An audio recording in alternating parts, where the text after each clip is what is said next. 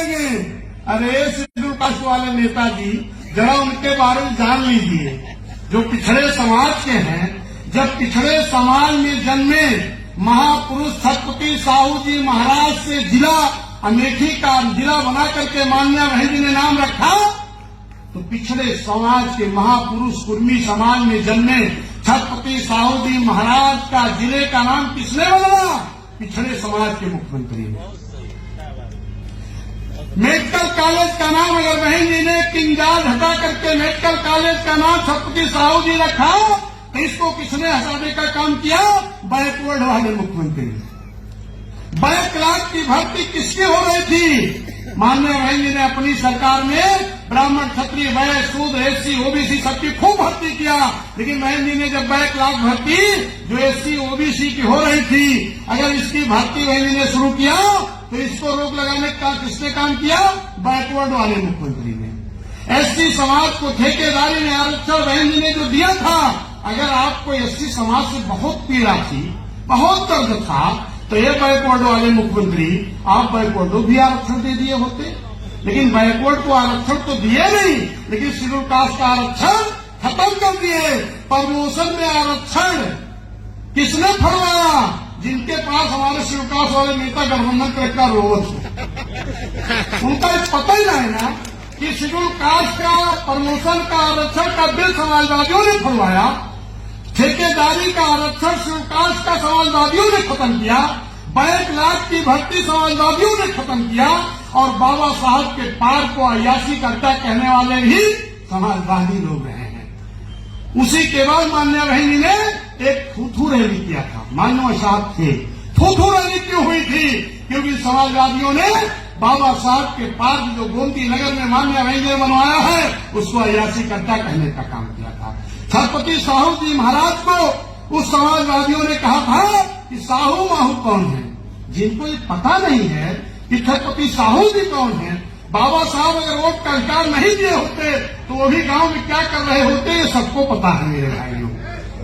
बाबा साहब को जो नहीं पहचानता, जो छत्रपति साहू जी को नहीं पहचानता, जो अपने आप को पिछड़ा नहीं जान पाता है, गंगा जल से घर धुलवाने के बाद कहता हम पिछड़े हैं, शेड्यूल कास्ट के हैं, ये पिछड़ों के आरक्षण दिलाएंगे? ये है मेरे शेड्यूल कास्ट के नेताजी, जरा आपसे समझ जाओ। वो जब इस समाज को नहीं हुए, तुम्हारे होने वाले नहीं है। और मैं बता दूं, भारतीय जनता पार्टी में भी सैकड़ों संगठन है, कई सैकड़ों संगठन हैं जो अपने आप को सामाजिक संगठन बना करके काम करते हैं, लेकिन वोट मांगना होता तो कमल का फूल तो मांगते हैं। कांग्रेस में भी कई सैकड़ों संगठन हैं जो सामाजिक संगठन को चलाते हैं, लेकिन वोट मांगना होता है तो पंजा का मांगते हैं। यही मेरे साथियों, लेकिन हमारे यहाँ जितने लोग सामाजिक संगठन बहुजन समाज के लोग बनाते हैं, ये कुछ दिन तो सामाजिक संगठन चलाते हैं, उसके बाद ये बीएसपी का ही विकल्प बनने लगते हैं, बहन जी का ही विकल्प बनने लगते हैं। एक नाम आया था Udit Raj, Indian justice party. इनका नाम पहले क्या था? कुछ लोग जानते होंगे, राम राज। ये मेरे भाइयों, राम राज से उनको इतनी घृणा थी कि अपना नाम क्या रख लिए? उदित राज। लेकिन मेरे साथियों, कुछ दिन भी नहीं का संघर्ष करते हुए जा करके उसी राम राज वाली पार्टी से दिल्ली से सांसद हो गए। इतनी जल्दी पड़ी थी, और वो निकले थे बाबा साहब का मिशन पूरा करने, बहुजन समाज का विकल्प बनने, बहन जी का विकल्प बनने। ऐसे तमाम लोग निकले हैं, जरा उनसे होशियार रहिएगा।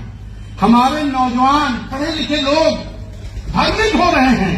मैं उन नौजवानों को आगाह करना चाहता हूं, बहुत पढ़े लिखे विद्वान लोगों को आगाह करना चाहता हूं कि ये आपका बाबा साहब का मिशन पूरा करने नहीं निकले हैं।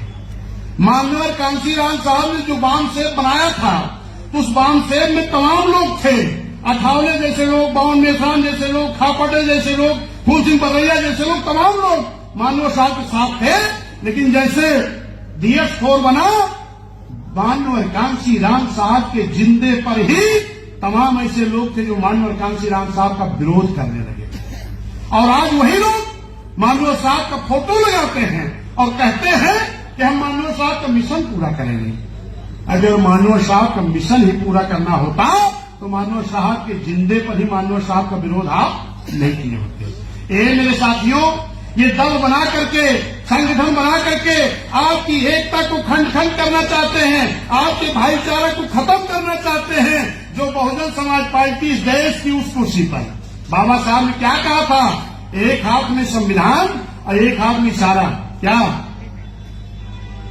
इशारा ये था कि सत्ता के उस मंदिर पर कब्जा करो, उस सत्ता पे कब्जा करो, उस हुकूमत पर कब्जा करो जहां से मेरा बनाया हुआ संविधान लागू कर सको। और जब बहुजन समाज पार्टी माननीय कांसी राम साहब जो बना करके गए, माननीय साहब का फोटो तो लगाते हैं, माननीय साहब का मिशन पूरा करने की बात तो करते हैं, लेकिन माननीय साहब बहुत बड़े वैज्ञानिक थे, विद्वान थे। माननीय साहब अपने जीते जी जिस बहन जी को अपना वारिस बना करके गए, जिस दल को बना करके गए, उस दल को बिगाड़ने की बात करते हैं और माननीय साहब का मिशन पूरा करने की बात करते हैं।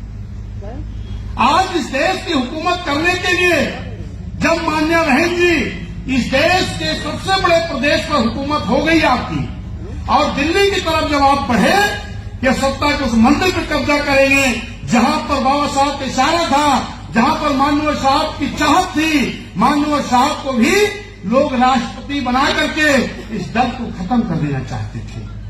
यही कांग्रेस के लोग माननीय साहब जो दल बनाए तो कह रहे थे कि आप राष्ट्रपति हो जाओ। माननीय साहब ने कहा हम राष्ट्रपति बनने के लिए दल नहीं बनाए हैं, हम इस देश की हुकूमत करने के लिए दल बनाए हैं। ए मेरे सम्मानित साथियों, यही लोग अभी इस चुनाव में जो बीता है, लोगों ने गलत प्रचार किया क्या कि बहन जी राष्ट्रपति बनने के लिए भाजपा की बी टीम बन गई है, बहुजन समाज पार्टी डमी हो गई है।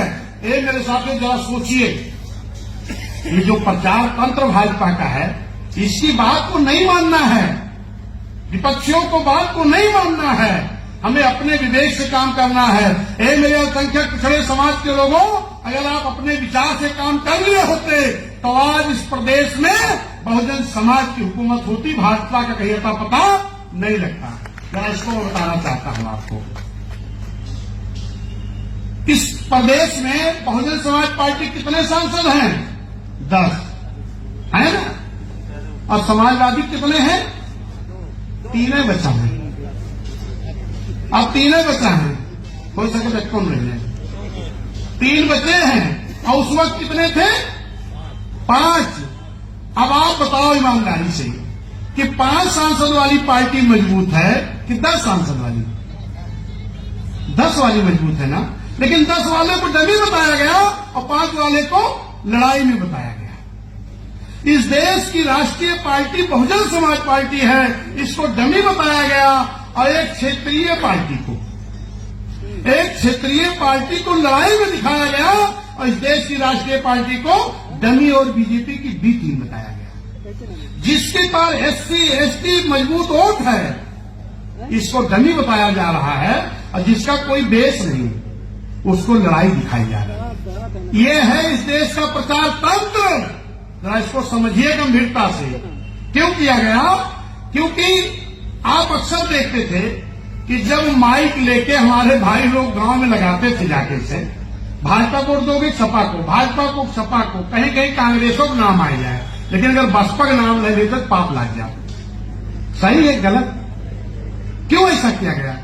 एक पिछड़ों, अल्पसंख्यकों, मुस्लिम समाज के लोगों और पिछड़ों आपके साथ बहुत बड़ा षड्यंत्र तो साजिश की गई कि जब लड़ाई में हम बीजेपी से समाजवादी को दिखा देंगे तो इस प्रदेश का, इस देश का किसान परेशान, नौजवान परेशान, छात्र परेशान, छोटे व्यापारी परेशान, व्यापारी परेशान, लेकिन इस प्रदेश का जो अल्पसंख्यक मुस्लिम समाज है कुछ उसको ज्यादा डरवाया गया। क्या डरवाया गया? कि भाजपा को हटाना है तो समाजवादी लड़ाई में है। क्यों? क्योंकि 20% मुस्लिम समाज ये वोट वहीं देगा जहां बीजेपी को हराने की लड़ाई दिखाई पड़ेगी। तो लड़ाई किसको दिखा दिया गया? 7-8% वाले को, कि अगर पूरा मुस्लिम अगर दे भी दे 20%, तो 8 और 20 कितना होगा? 28, और 2-3% माहौल का कितना हो जाएगा? 28, 29, 30, 31। 31 पॉइंट कुछ ही समाजवादी आते आते रुक गई। लेकिन जिस बीएसपी को डमी और बीजेपी के बीच में बताया गया, अगर इसको लड़ाई में दिखाया गया होता और हमारा अल्पसंख्यक समाज अपने विवेक से काम किया होता, इनके प्रचार तंत्र पे नहीं गया होता, तो 20 और 26 कितना होता? 20 और मुस्लिम समाज और SC ST 26 कितना होता? 46। और जब 46 इकट्ठा होता मेरे भाई, तो जवान हाथ पिछड़ा, जवान मेरा महंगे भाज कम चला गया। क्यों? क्योंकि इसको कमजोर दिखाया गया। अगर ये भी इकट्ठा होता तो बहुजन समाज पार्टी का 80-90% वोट होता।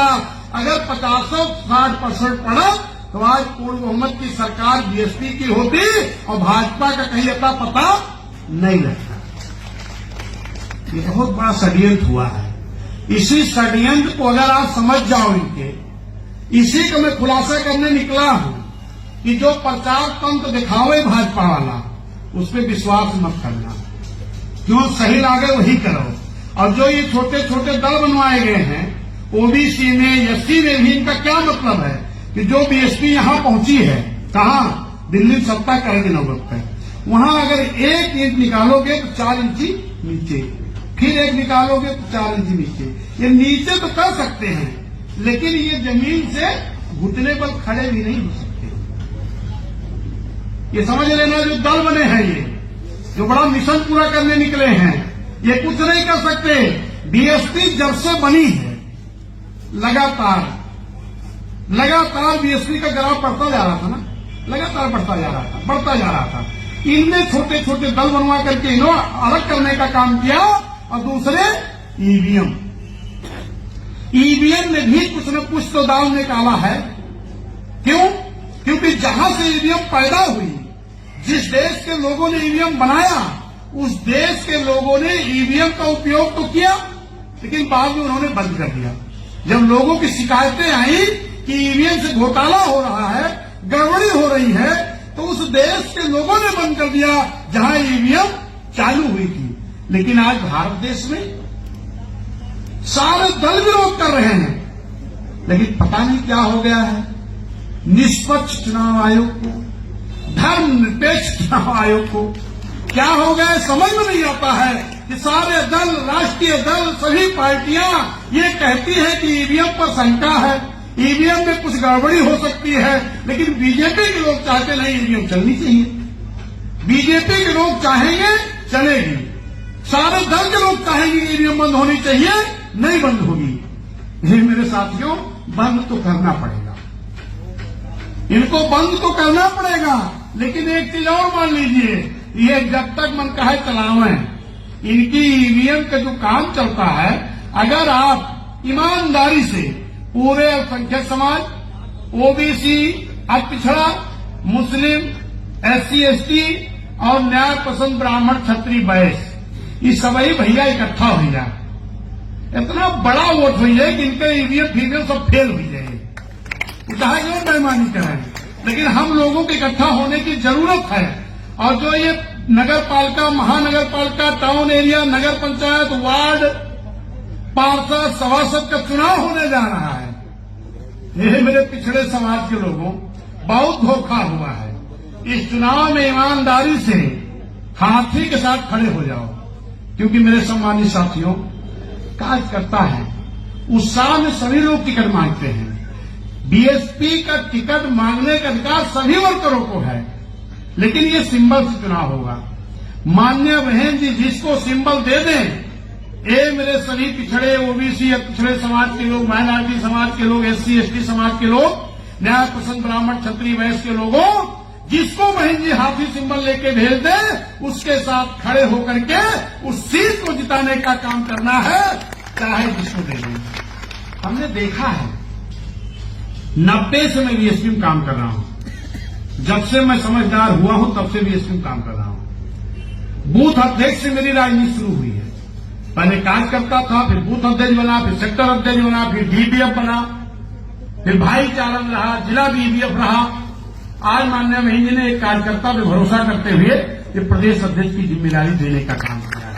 मैं देखता हूं लगातार, और मैंने अभी इधर जब तमाम हमारे समाज के लोग भी जिनको जिनको लाल बत्ती मिली थी मेरे भाई, राज्यसभा सांसद, एमएलसी, जितने लोगों को मिली थी, 11 लोगों को छोड़ दीजिए कि सारे लोग मलाई खाने चक्कर में बीएसपी छोड़ भाग गए। लेकिन आज सब पछता रहे हैं, सब समझ रहे हैं कि बिना बीएसपी आए भला नहीं हो सकता है। ये मेरे सम्मानित साथियों, हमने देखा है तमाम हमारे बहुत अच्छे मिशनरी वर्कर कहते हैं कि हम खानदानी बीएसपी के हैं, शुरू के मिशनरी हैं। लेकिन मेरे साथियों, अगर कहीं टिकट दूसरे को मिल गया तो बागी बन जाते हैं, चुनाव लड़ने लगते हैं, लास्ट में रिजल्ट कुछ नहीं आता। जो धरे रहा कुछ पैसा कौड़ी फूंक टाप के घरे बैठ जाते हैं, बाद में कहा गलती हो गई, नहीं भाई आज जीत होता। तो ये मेरे साथियों, ये मत करिएगा। जिसको भी सिंबल मिल जाए उसके साथ खड़े होइएगा। और खास तौर पे मुझे उन लोगों से भी निवेदन करना है, तमाम ऐसे जिम्मेदार साथी हैं, बहुत पुराने बहुत पदों पर रहे, मंडल जोन रहे, मंडल अध्यक्ष रहे, पहले मंडल अध्यक्ष पद था, मंडल संगठन मंत्री थे, संगठन मंत्री थे। ये मेरे साथियों, बीएसपी में फर्जी वाला पद नहीं बहुत, और लोगों के यहाँ तमाम पद है, हजारों पद है। यहाँ पदाधिकारी जो हैं वो सीमित हो सकते हैं, लेकिन बाबा साहब के मिशन को पूरा करने वाले हजारों हो सकते हैं। मानव कांशीराम साहब की सोच और विचारधारा पे चलने वाले हजारों हो सकते हैं, कई हजार हो सकते हैं। बहन जी के संघर्षों में साथ चलने वाले करोड़ों लोग हो सकते हैं, कई हजार लोग हो सकते हैं। ये मेरा सम्मानित साथियों, आप सभी लोगों से मेरा निवेदन है कि जहां जिसका घर पड़ता हो, पदाधिकारी हो या ना हो, लेकिन अगर आप पुराने हैं तो बाबा साहब के बारे में जानते हैं, मानव साहब के बारे में जानते हैं, डीएसपी के बारे में जानते हैं, बहन जी के बारे में जानते हैं। पद हो या ना हो, जिस वार्ड के हो, जिस पार्षद क्षेत्र के हो, जिस नगर पंचायत के हो, जिस नगर पालिका के हो, जिस महानगर पालिका के हो, महापौर की सीट के हो, वहां लग जाओ। आज जरूरत सबकी है, मेहनत में लग जाओ, कोई पूछे ना पूछे, आप लग जाओ कि बाबा साहब ने इशारा किया कि देश की हुकूमत करना है। मानव साहब यही कहते कहते दुनिया से चले गए। आज बहन जी संघर्ष कर रही हैं। इन संघर्षों में पद मेरे पास हो या ना हो, जहां जिसका घर हो, जहां जिसकी पकड़ हो, वहां लग करके बीएसपी की बात को कि किस तरह षड्यंत्र हो रहा है, दूसरे दल के लोग किस तरह षड्यंत्र कर रहे हैं, बहुजन समाज पार्टी क्या है और दल क्या है, उसको समझा करके सभी लोग हाथी सिंबल जो लेकर के आए उसको जिता करके भेज दो। निश्चित जान लीजिए मेरे भाइयों, आपका हौसला गिराया गया है, बीएसपी कमजोर नहीं हुई है। आप अगर इस नगर पंचायत नगर पालिका में अच्छा रिजल्ट ले आए तो लोकसभा तो देहातों का चुनाव होता है, शहरों का भी होता है, देहातों का भी होता है, लेकिन ये तो खाली शहरों का है।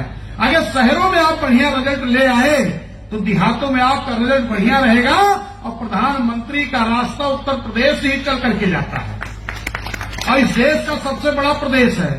अभी जो माननीय सम्माननीय प्रधानमंत्री जी हैं इस वक्त, ये भी चाहे जहां के मुख्यमंत्री रहे हों गुजरात के, लेकिन प्रधानमंत्री अगर बनना हुआ तो भी यूपी के बनारस से ही जीत करके गए। तो ये मेरे सम्मानित साथियों, आप सभी लोग तमाम लोग कहेंगे, ए भैया इस नगर पालिका टाउन एरिया वार्ड पार्षद सभासद महापौर से बहन जी मुख्यमंत्री नाई बनी है, इनमें हमें मदद कर जाए, उनसे बता दीजिएगा इसी चुनाव से बहन जी प्रधानमंत्री इस देश की बनेगी। अगर इसमें रिजल्ट बढ़िया आप ले आए तो लोकसभा में बड़ा रिजल्ट आएगा और उत्तर प्रदेश का बड़ा प्रदेश उत्तर प्रदेश है और उत्तर प्रदेश से अगर बहुजन समाज पार्टी के ज्यादा सांसद जीत करके गए, बड़े दल के रूप में आप आए तो निश्चित है माननीय बहन जी इस देश की प्रधानमंत्री बन सकती है। हमने देखा है कि 1-2 सांसद वाले भी इस देश के प्रधानमंत्री बने हैं, एक विधायक वाला भी मुख्यमंत्री बना है, 10-20 सांसद वाले भी बने हैं, तो बहन जी क्यों नहीं बन सकती? अरे भाई, सबसे ज्यादा वोट हमारे शेड्यूल कास्ट के लोगों का है, ओबीसी लोगों का है, माइनॉरिटी लोगों का है, न्याय पसंद ब्राह्मण क्षत्रिय वैश्य लोगों का है, और इस देश की हुकूमत शेड्यूल कास्ट की बेटी नहीं कर सकती। अरे 75-76 साल बीत गए मेरे भाई, कब विचार करोगे? और एक चीज बता दें कि जब 2007 में माननीय बहन जी मुख्यमंत्री थी तो 12 में जो चुनाव हुआ था, जरा गौर करिएगा इस पे, 12 में तो यहां का तो मैं हर सीट का नहीं जानता हूं, लेकिन उत्तर प्रदेश की पूरी स्थिति यही रही है। हमारे फैजाबाद अयोध्या में बीकापुर से अनिल तिवारी पूर्व मंत्री लड़े थे, भाजपा को मात्र 66 वोट मिला था, 6600। और हमारे गोसाईगंज से 4600, टांडा से मात्र 2200, रुदौली से मात्र 3300। ऐसी भारतीय जनता पार्टी की स्थिति 2012 में थी, लेकिन राजनीति समीकरण ऐसा बदला कि 14 में पूर्ण बहुमत के प्रधानमंत्री बन गए। तो ये बदलने में देर नहीं लगती है। लेकिन ये मेरे सम्मानित साथियों, जरा गौर करिएगा, उस वक्त जिस दल की हैसियत 2000, 4000, 6000 थी, उसको किसी ने नहीं कहा कि ये दल खत्म हो गया। लेकिन आज बहुजन समाज पार्टी 99,000, 98,000, 90,000, 70,000, 60,000, 40,000, 25,000, 30,000, 20,000, इससे कम है ही नहीं। इसके बाद हर चढ़ाई चर्चा है, कहा हो तो हाँ तो पार्टी खत्म हुई है। ये मेरे भाइयों, जरा गौर करिए कि जिसकी हैसियत 12 में 2000, 4000, 6000 थी, उसकी चर्चा नहीं हुई। आज हमारे 90, 98, 99, 50, 60,000 वोट मिला है। इसके बाद लोग चर्चा करने खत्म हो गई। अरे ये बाबा साहब का मिशन है, माननीय कांशीराम साहब की सोच है, विचारधारा है, बहन जी का संघर्ष है। ये दल कभी खत्म नहीं हो सकता है, ये अपने मन में सोच लिया। दूसरी की बातों में न चलो। सर्व समाज का, सर्व धर्म का, सर्व जाति का गरीब समाज बहुजन समाज के साथ है। जाते थे साइकिल पर तो मैं पूछता था, पिताजी ये सबसे बड़ी बिल्डिंग किसकी है? कहते थे बेटा किसी बहुत बड़े आदमी की है। लेकिन धन्य मान्य रहे जी, आज अगर नगर पालिका टाउन एरिया में आप जाते हो शहरों में, जो सबसे बड़ी बिल्डिंग दिखाई पड़ती है, अगर आपका बच्चा पूछता पापा ये किसकी बिल्डिंग है, तो आप क्या कहते हो? इस शहर के सबसे गरीब लोग जो हैं, ये सबसे बड़ी बिल्डिंग उनकी है। कहते हो कि नहीं कहते हो? माधव कांशीराम शहरी योजना, बड़ी बिल्डिंगें किसको मिल गई? सब समाज के गरीबों को। खूब नौकरी किसने दिया?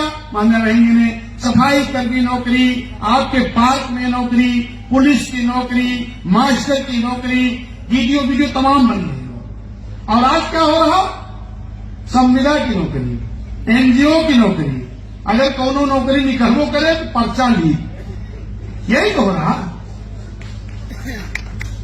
आप क्या भ्रमित करते हैं? गांव सेक्टर वाइज मीटिंगें लगी हैं।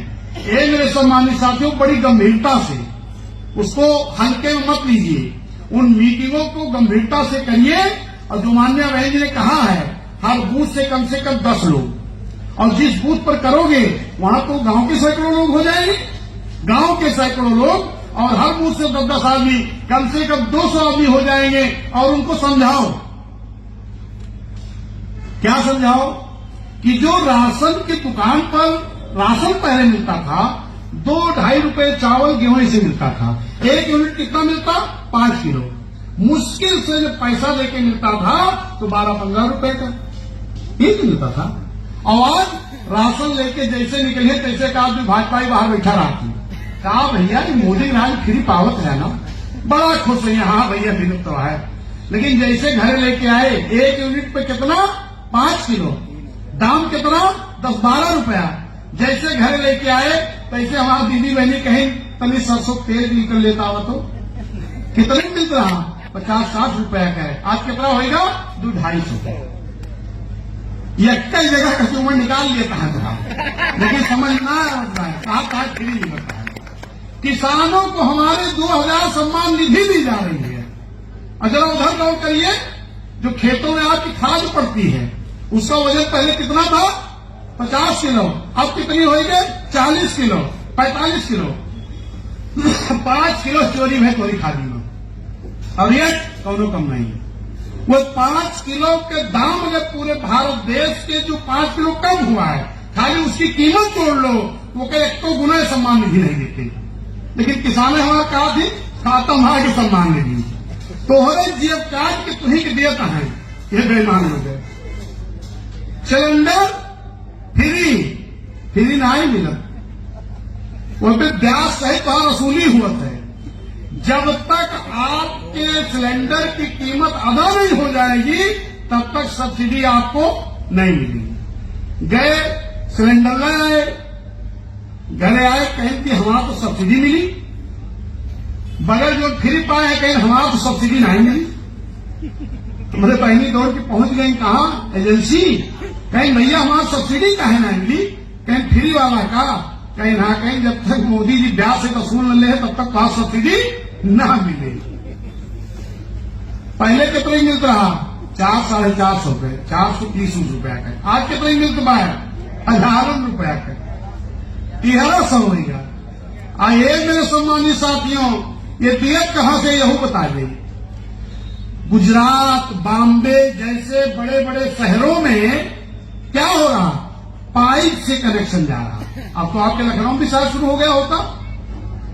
ये जो कनेक्शन होके यहां तो अब शुरू हुआ ना, पहले जो गुजरात में, बंबई में, बड़े बड़े शहरों में जो पाइप द्वारा कनेक्शन हो गया तो सिलेंडर फ्री हो गया, खाली हो गया ना।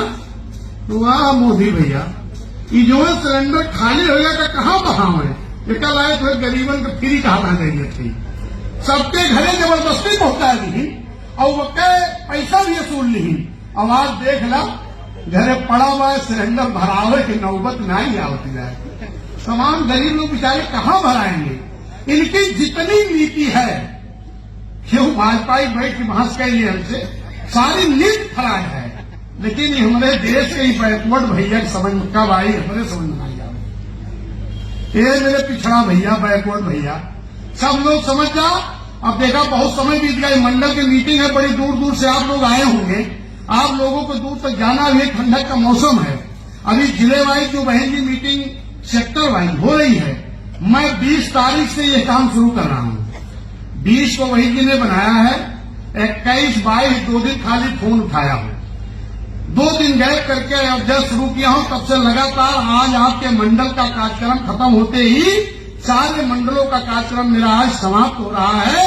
और कल 19 तारीख है, एक दिन खाली घर में पहुंचा बस। 20 तारीख से फिर जिले वाइज शुरू करूंगा और लगातार 75 दिनों तक मैं चलूंगा, एक दिन नहीं बैठूंगा नहीं, क्योंकि वर्कर बना है, नेता नहीं हूं, वर्कर बना है अध्यक्ष। और ये सारे वर्कर अपने आप को अध्यक्ष समझ करके रात दिन मेहनत करो कि वर्कर को अगर वही ने अध्यक्ष बनाया है कि ये कर खड़ा होकर मजबूती से बजट लाने का काम करेगा। ये मेरे सम्मानित साथियों, इसी के साथ आप सब लोगों से विदा लेते हैं। अभी जैसे इनका चुनाव चालू होगा तैसे महानगर पालिका, नगर पालिका, नगर पंचायत मीटिंगें लगेगी, उसके बाद फिर ये काम होगा। और जैसे ही चुनाव फुर्सत मिले तैसे बहन जी से अनुमति लेकर के, आदेश लेकर के लोकसभा वाइज शुरू होगा। निश्चित है कि इस चुनाव में अगर आप लोग रिजल्ट ले आए तो 24 में बड़ी पार्टी बनकर के बहुजन समाज पार्टी आएगी और इस देश की प्रधानमंत्री माननीय बहन जी को अब की बिना बनाए चरण से नहीं बैठना है। जय हिंद, जय भारत, नमो खुदा।